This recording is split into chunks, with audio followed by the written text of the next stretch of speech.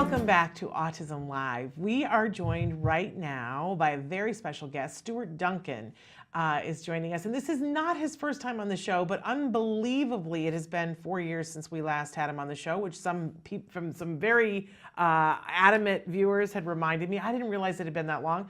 So Stuart, we welcome you back to Autism Live and thrilled to have you here. For people who didn't see the interview 4 years ago, you are an amazing autism dad with 2 sons, 1 on the spectrum. You yourself have a diagnosis, an Asperger's diagnosis. And the reason why we really want to talk to you today is that you have created an answer for so many of us with something called AutCraft. So welcome back to the show. And maybe we should start for people who don't know, what is AutCraft and how did it begin? Yeah, AutCraft is basically a Minecraft multiplayer server, but it's specifically for people with autism and their families. So siblings are welcome to join, their parents, even friends. If they have a special friend that they like to play with, we're not going to say they can't play with their friends. So specifically for people with autism, though, because back in 2013 and 2012, I heard from a lot of autism parents who were mostly not reaching out to me, but reaching out to other autism parents asking if their autistic children like to play Minecraft too, because their children were being bullied on public servers that they tried to play on, just because they were a little bit different. You know, they didn't get the social cues, they got angry easily, and so they were bullied often quite a bit. And the more and more I saw parents reaching out to other parents trying to get their kids to play together, I thought that maybe I could help and I would give them a safe place to play. And so for those of us who are computer illiterate, Stuart, because we don't understand this whole idea of they're playing a game, but it's on different servers, is it the same game? What can you do to explain to those of us who just don't get it? That's basically it. Like, there's different ways to play the game, right? Like the Xbox, on your phone, and on your computer. There's also PlayStation and all those things.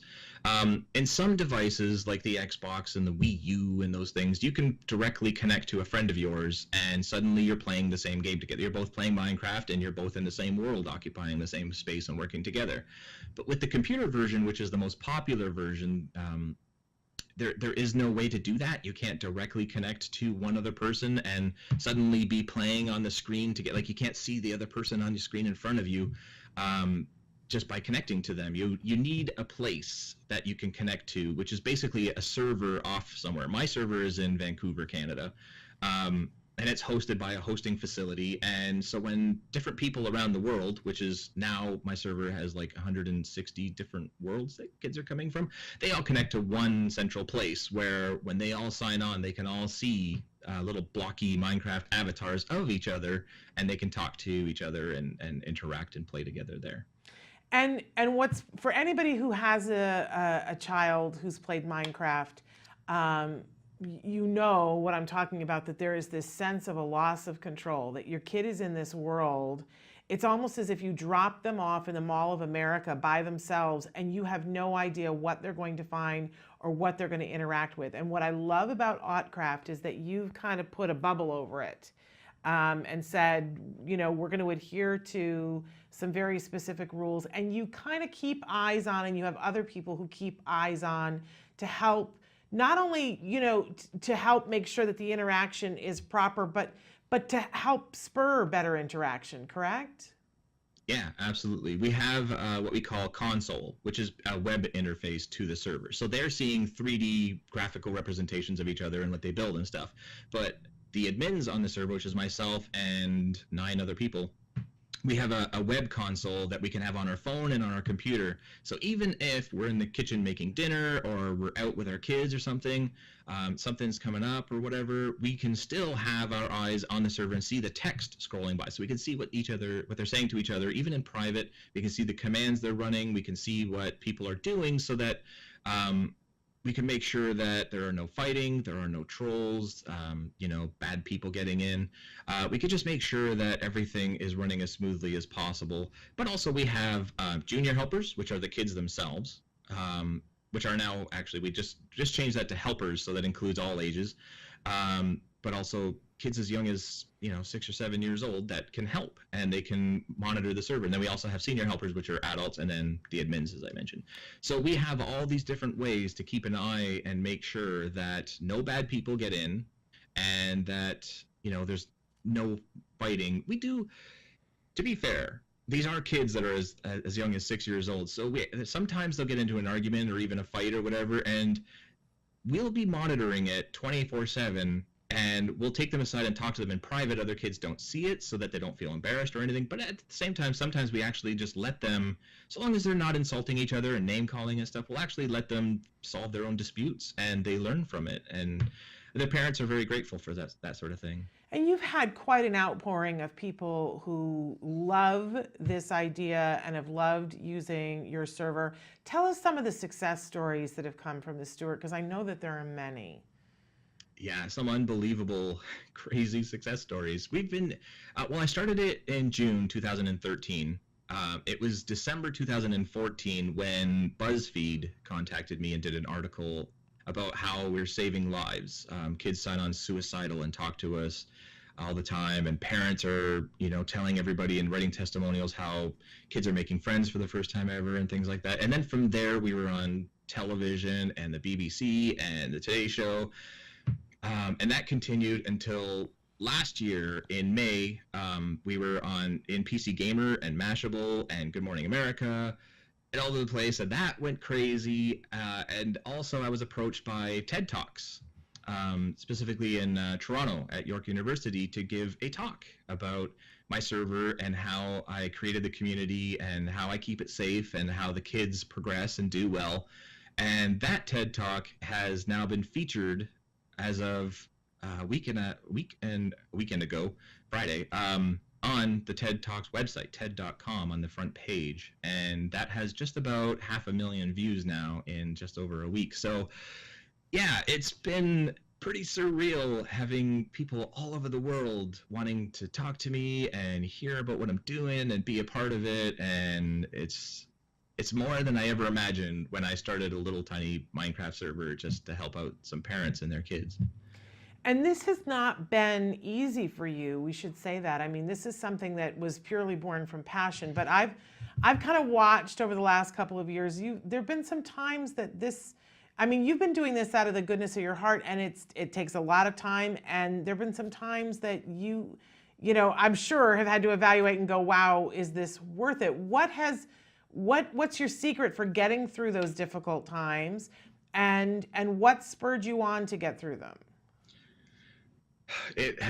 When I started it in 2013, I had a job. I was a web developer, and that was my income. And I thought that a few people would join the server, and I would be able to keep an eye on it in my spare time. And I got 750 emails in the first 2 days, and it just went nuts.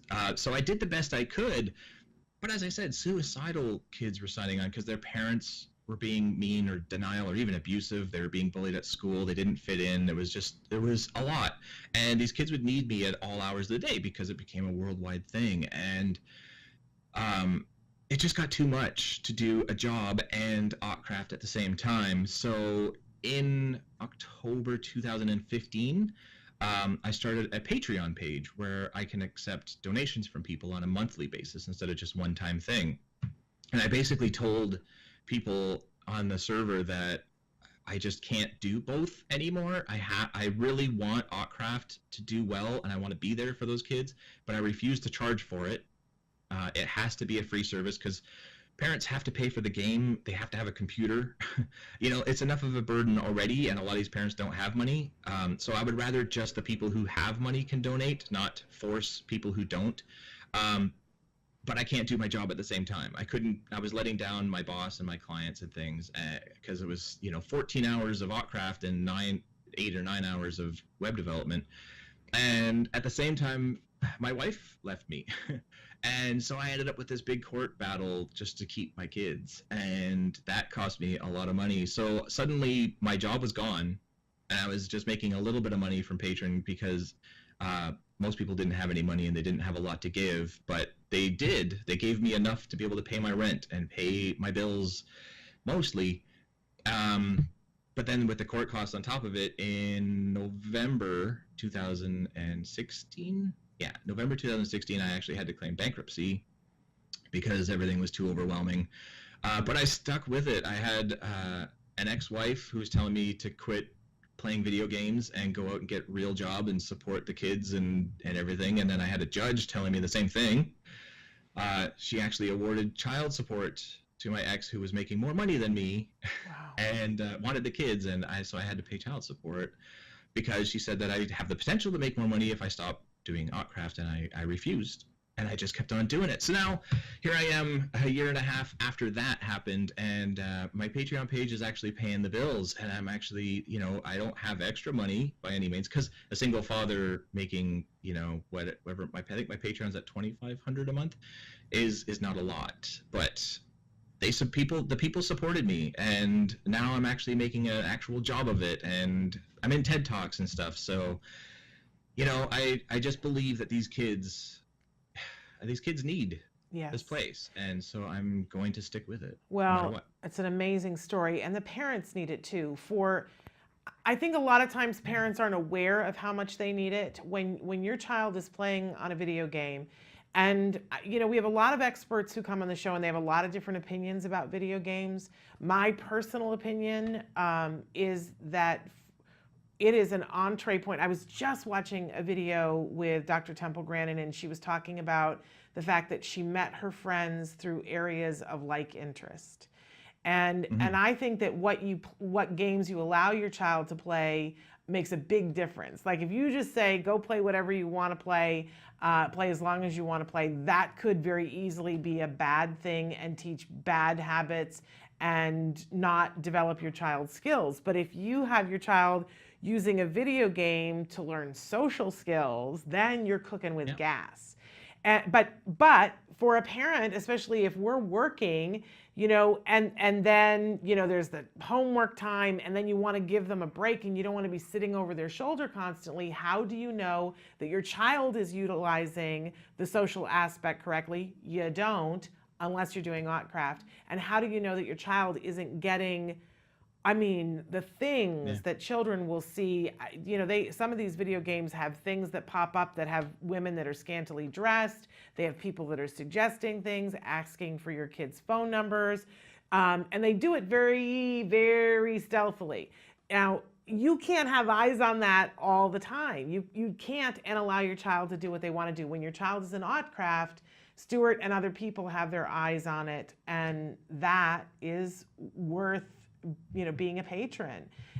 It's a great way for your kid to build their social skills and to do it safely. So we love AutCraft. We think that it's a really incredible thing here at Autism Live, and I highly recommend it to our viewers. If they want to do it, Stuart, if they have a child and they want to get them on AutCraft, how do they sign up? What's the process? Well, first of all, they have to have Minecraft, and specifically the Java edition. Like when you go to minecraft.net, that's their official website. You can get the computer version, Java edition. They gave it the name. You get that. It's like $30. It's not that bad compared to most games.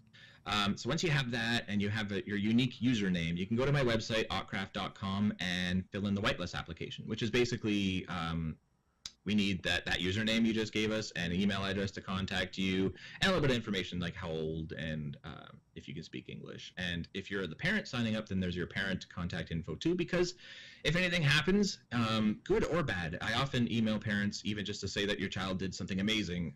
You put in your parent contact info there, and I can email you there. And once approved, we send you the instructions and the rules, and you can sign on right away. And then within those instructions, does it clearly outline what your child does to invite other friends so that they can play with friends? Yeah, exactly.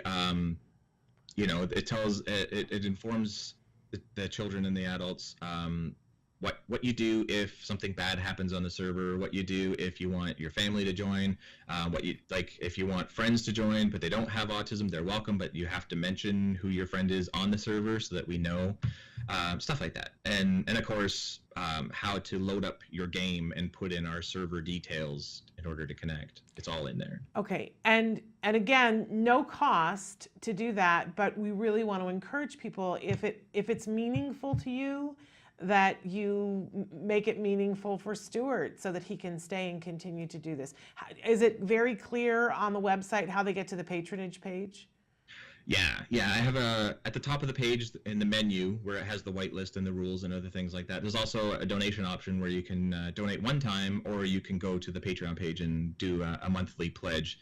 And the monthly thing, it could be $1, right? So, I mean, if all 500,000 people watch my TED Talk donated $1 a month, I would have servers all over the place. But of course that didn't happen. But I mean, if a handful of people pledge $1, which is less than a cup of coffee, then that means kids around the world have a free place that they can go to and be safe. Which is really remarkable. And remember that you as a parent can sign up, which means that you have the opportunity to hear directly what's happening with your child. So if they're consider this. So your child is playing on the server, and your child, we see this with kids on the autism spectrum all the time. They have mad skills, things that they can do, but socially there might be something that's tripping them up.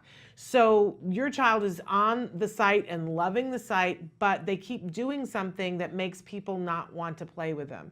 Eventually, we could put them someplace else, and they would get so frustrated that maybe they do something worse than what they were doing, or they stop playing the game, right? Well, Stuart's folks can help to guide them to say, hey, consider asking somebody this, or if it gets bad enough, you'll send an email to the parent saying you should know that this is what's happening.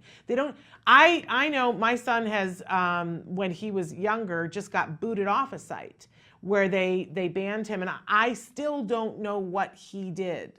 And it might have been something that he could replicate and do it again, and I'd rather know what it is, but he was very upset and said, I got kicked off. I have no idea what it is. For no reason. It's always for no reason. And right. Well, he said, I don't know what I did, and I believe him that he doesn't know what he did because, and this was when he was way younger. So you can combat all of that.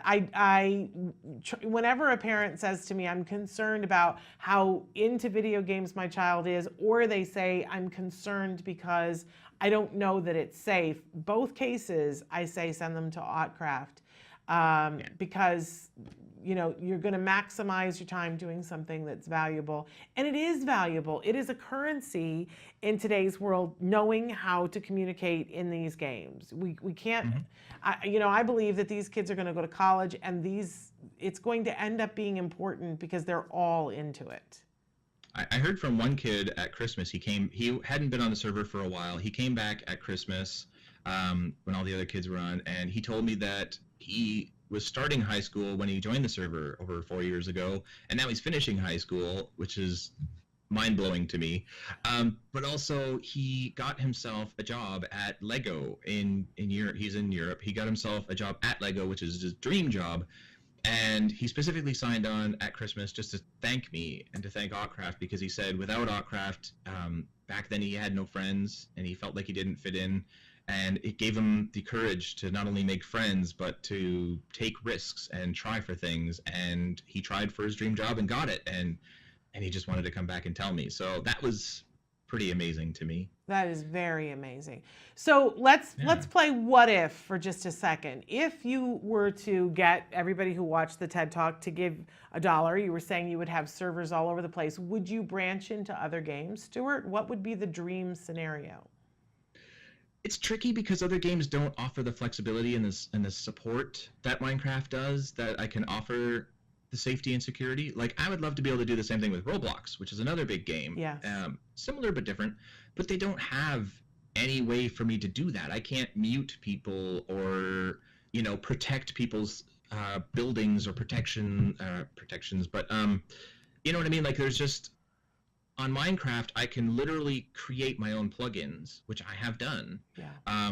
That makes it so that, visually impaired children can add line separations and stuff to split up the chat, make it easier to see, or to have their names highlighted, or, to store their animals in a virtual stable so that you literally can't see them, but you can pull them out anytime. That wasn't there before. That sort of stuff I can do in Minecraft, and I can't do in other server and in any other game, really, which is the marvel of Minecraft. But to answer your question, I would have more languages, because I can only do AutCraft in English, because I can't keep anybody safe in any other language I don't speak. Right. I would have servers around the world so that people in Australia don't have the lag problem connecting to Canada because it's so far away. They can still play, they still do and everything, but sometimes at peak times it can get a little laggy. So I would have other servers there. But also I would like to branch out for other people, Down syndrome and Tourette's and ADHD and stuff like that. I get questions all the time. How come you don't allow this sort of thing for other learning disabilities and disorders? Because all these kids need it too. And I say, well, first of all, autism is what I know. Right. I don't know about those other things, but also resources. I just don't have the resources to help everybody in the whole world, and I really wish I did. Well, maybe, you know, sometimes we speak things into the universe and they show up, so maybe that will happen. Now, do the Minecraft people, have not acknowledged what you're doing? Do they know what you're doing? Have they weighed in and said, this is awesome? I know that they know what I'm doing.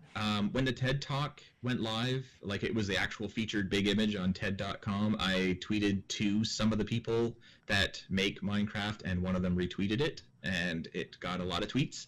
But beyond that, not a whole lot. I know they know about it, and I've emailed them once upon a time saying, you know, I just want to say thanks to you guys for your hard work, and this is what I'm doing, and it's changing lives, so just wanted to let you guys know. And they emailed back saying what you're doing is wonderful. And it was literally that simple. Okay. So they know. But I get the impression that they can't, you know, endorse one server over another, no matter how good it is or what they're doing or whatever. My headphone keeps coming out. But they do know, and I know that they're happy about it, and they're retweeting and stuff. So, That's I mean, awesome. if it makes them happy to know that their work isn't just a game for people, then, you know, that's good enough for me. What an awesome, awesome thing all the way around. And for people whose children aren't playing Minecraft yet, I want to just do a shout out and say this is a great game to get them involved in. And there are lots of girls who play Minecraft. We love that it's equal opportunity for boys and for girls. And it really is an amazing world with a lot of good things for all kids, but especially for our kids on the autism spectrum. I don't know exactly what the different elements are of Minecraft that make it so reinforcing for our kids, but we know that it absolutely is. Wouldn't you say? Yeah. Two things. One is that first of all, everything it has rules, right? In the world, like water only goes so far, electricity only does certain things. Everything has structure. You know exactly what to expect from everything, which is important for kids with autism and in routines, and, you know, being able to control your world to an extent.